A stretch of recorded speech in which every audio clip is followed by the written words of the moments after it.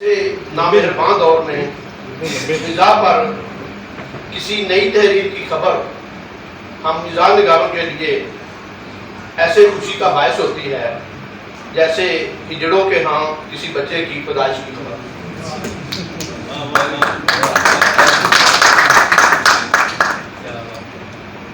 استاد گرامی، صدر محترم، دیگر مردمان باصفا اور دختران باحیا سے ہجڑوں کی مثال پیش کرنے پر حضرت خوشی کے موقع پر اس سے بہتر کوئی اظہاریہ میسر نہیں آیا۔ اساتذہ اور ماہرین زبان و ادب موجود ہیں، اصلاح فرما دیجیے، ہجڑوں سے میں خود بات نہیں کر دوں گا۔ ہمارے ہاں کتاب بالکل نہیں پڑھی جاتی، پھر بھی دھڑا دھڑ لکھی جاتی ہے۔ کشیدہ کاری، سائیکل سازی، کار سازی اور بے کار سازی، ہر موضوع پر کوئی نہ کوئی کتاب مارکیٹ میں موجود ہے۔ جنہیں وہ بھی نہیں پڑھتے جنہوں نے لکھی یا لکھوائی ہوتی ہے۔ کئی لوگ اور ادارے تو ایسے موجود ہیں جنہیں پڑھے لکھے لوگوں اور کتابوں کی موجودگی گراں گزرتی ہے۔ کیا حسن اتفاق ہے کہ پاک فوج نے اردو مزاح کو پہلے 4 مزاح نگار حضرت ضمیر جعفری، کرنل شفیق الرحمان، کرنل محمد خان اور کرنل اشفاق حسین دیے، اور پھر اتنی ہی تعداد میں جنرل ایوب خان، یحییٰ خان، محمد جاوید، پرویز مشرف اور ان کے مبارک ہاتھوں سے ماشاء اللہ تعالی۔ اس سے پتہ چلتا ہے کہ کرنل کے رینک حاصل کرنے کے بعد فوجی افسران سنجیدہ کام کرتے ہیں۔ بریگیڈیئر صدیق صالح صاحب نے پوری سنجیدگی سے میں نے ڈھاکہ ڈوبتے دیکھی، میں نے ڈھاکہ ڈوبتے دیکھا لکھی۔ اب دیکھیے ڈھاکہ تو مدد سے تیر رہا ہے، ہم بیچارے ڈوب رہے ہیں۔ دوسری طرف بیچارے سفید کالرز آفیسرز پی سی ایس اور سی ایس ایس کے رگڑے کے دوران ہی سنجیدہ اور پیچیدہ ہو جاتے ہیں۔ سول سروس اکیڈمی کی ٹریننگ کے دوران انہیں عوام سے دور اور عوام کو خود سے دفعہ دور رکھنے کی تربیت دی جاتی ہے۔ ایک آفیسر جب ڈرائی کلین ہو کر آفیسرز اکیڈمی سے نکلتا ہے تو اسے خود اعتمادی کی کلف لگ چکی ہوتی ہے۔ اسے گریڈ 17 کے ہینگر پر لٹکا دیا جاتا ہے، جہاں اختیارات کی حدت سے اس کی شخصیت میں مزید اکڑاؤ آ جاتا ہے۔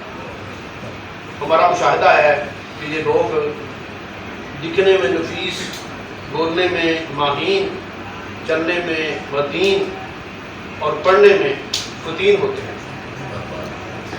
یہ کم کھاتے ہیں، کم بولتے ہیں، کم سوتے ہیں، گرجتے ہیں، نہ برستے ہیں۔ یہ ملک کی کریم کہلاتے ہیں۔ ان کا کوئی کام عامیانہ نہیں ہوتا، اس لیے یہ کہہ کہا لگانے کو عامیانہ، ہاتھ پر ہاتھ مارنے کو بچگانہ، جمائی لینے کو شوقیانہ، ڈکار مارنے کو جاہلانہ اور مزاح لکھنے کو براسیانہ کام سمجھتے ہیں۔ افسر شاہی کے یہ لوگ کتابیں بھی لکھتے ہیں، مگر وہ تمام کر پروموشنز لے کر ریٹائرمنٹ لینے کے 2 سال بعد سیف ڈسٹینس یعنی کسی یورپی ملک کی امیگریشن حاصل کرنے کے بعد لکھی جاتی ہیں۔ ان کی تحریریں بہت سنجیدہ، پیچیدہ اور زبان غیر میں شرح آرزو کی طرح ہوتی ہیں۔ آکسفورڈ انہیں اپنی قومی زبان یعنی انگریزی میں چھاپتا ہے اور پھر انہیں آکسفورڈ ہی میں چھپا کے رکھا جاتا ہے۔ لیکن ہمارے ڈاکٹر کلیم صاحب نہ تو ایسے ڈاکٹر ہی ہیں جنہیں دیکھ کر ٹیکہ لگنے جیسا احساس ہوتا ہے، اور نہ ہی ایسے آفیسر ہیں جن کی موجودگی میں بہت ساری فطری حاجات بھی روکنی پڑتی ہیں۔ یہ دکھنے میں لاہوری لگتے ہیں، حالانکہ ملتانی ہیں۔ سونا ہرنے کی طرح میٹھا ہونا قدرتی عمل ہے۔ من موجی ہیں، آفیسرز ہو کر بھی مزاح لکھتے ہیں۔ نتیجہ یہ ہے کہ سول سروس والے انہیں سنجیدہ نہیں لیتے۔ اور نظام والے انہیں آفیسر سمجھ کر سنجیدہ رہتے ہیں۔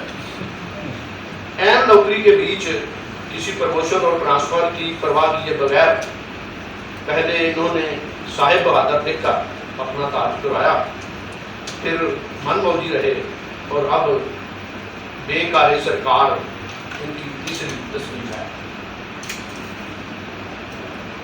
اس طرح بابور نگر کے پہاڑوں سے اتر کر مزاج کی غریب بستی میں قدم رکھنے والے یہ دوسرے بابو ہیں۔ بابو احمد قطبلہ حضرت حسین شرازی صاحب ہیں، جنہوں نے اردو ادب کو بابو نگر، دعوت شراز اور 8واں عجوبہ عطا کیا۔ ڈاکٹر کلیم کو آپ چھوٹے بابو کہہ سکتے ہیں، کوئی نیک دل چاہے تو بابو جی بھی کہہ سکتے ہیں، انہیں کوئی اعتراض نہیں ہوگا۔ یہ کتاب تو آپ کو خود ہی پڑھنی چاہیے، پڑھ کر سنانے اور تبصرے کرنے